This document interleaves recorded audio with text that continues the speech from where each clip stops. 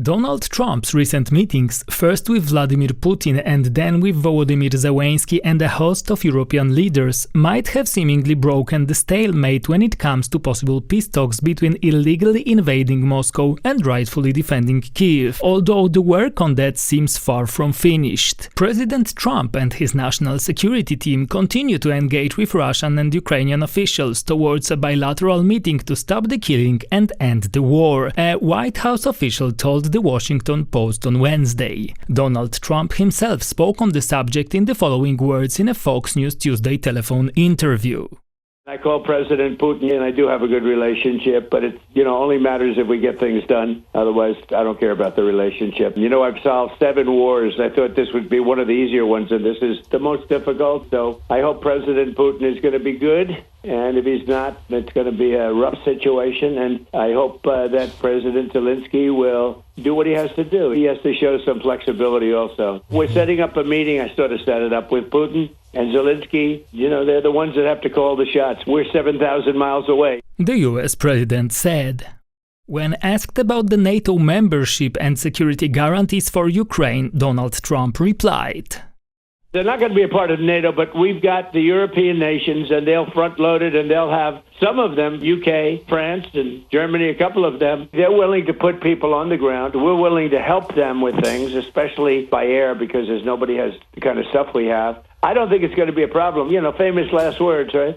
But I think if a deal is made, I think Russia's had it, they've all had it, and for a very extended period of time, I don't think there'll be a problem. There'll be some form of security. It can't be NATO because that's just not something that would ever happen. He couldn't. In a Wednesday interview for the same station, American Vice President JD Vance also emphasized that it would be up to Europe to ensure peace between Russia and Ukraine if one is reached.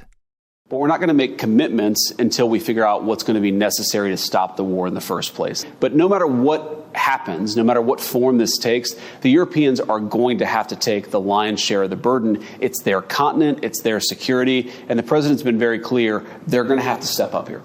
On Wednesday, a video conference of the NATO Chiefs of Staff was also held, focusing on European security, the war in Ukraine and diplomatic efforts to end it. The Supreme Allied Commander in Europe, US Air Force General Alexis Grynkevich, was also among the participants. Diplomatic efforts are gaining momentum, and in the coming days, special teams from Europe will work with the Americans to develop security guarantees for Ukraine. European Council President Antonio Costa told the media when the online meeting concluded. He also emphasized that the EU remains united and consistent in its support for Ukraine. Now is the time to accelerate our practical work to put in place a guarantee similar to NATO's Article 5 with continued United States engagement. The coalition of freeing should remain closely involved in this process. The Ukrainian armed forces will be the first line of defense. Overnight, however, Politico reported that the US Under-Secretary of Defense for Policy, Elbridge Colby, told European allies that the US would only offer minimal guarantees for Ukraine, with most burden left for Europe to pick up. As an anonymous NATO diplomat, briefed on the talks, told Politico, the US is not fully committed to anything. Contrary to President Trump's Tuesday expectations, numerous Kremlin officials and diplomats have also toned down the expectations for both ceasefire and a potential Zelenskyy-Putin meeting. Russia's foreign minister Sergei Lavrov said that any meeting would need to be prepared with the utmost care, while the country's deputy representative to the UN, Dmitry Polansky, told the BBC that it shouldn't be a meeting for the sake of a meeting.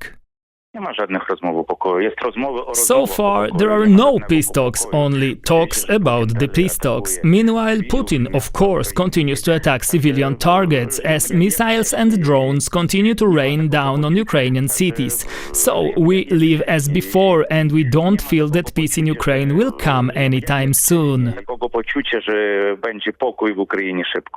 Ukrainian MP Mykoła Kniarzycki told Polish radio on Thursday morning, referring to Moscow's overnight aerial attack with 614 drones and missiles, which was one of the largest barges launched by Russia since the full-scale invasion started. Volodymyr Zelenskyy responded to Kremlin's stalling tactics on Thursday morning, calling for a strong reaction from the US if Putin refuses to meet him, as discussed with Trump. The Ukrainian president also appeared to play down Hungary's bid to host the possible peace talks in Budapest, leaning rather towards Switzerland, Turkey or the United Arab Emirates. This is not surprising, taking into account that Hungary has long been Russia's loudest advocate within the European Union, often looking to delay or block the sanctions and criticizing Kiev and other capitals for their approach to the war. Budapest is also blocking Ukraine's accession process to the EU. And last but not least, history shows that international guarantees for Ukraine's security signed in Budapest don't have the best track record, to put it mildly.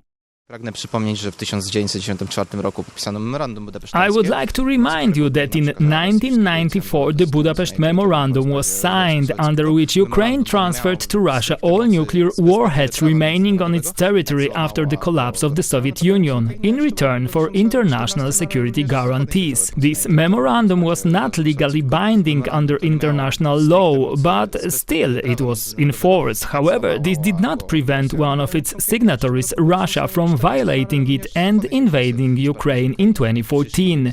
And contrary to their promise, Ukraine's Western allies and partners who signed this memorandum also did not provide military assistance to Kiev. Kijów mógłby się spodziewać. Leon Pinczak, Polityka Insights analyst for security and Eastern affairs, told Polish radio.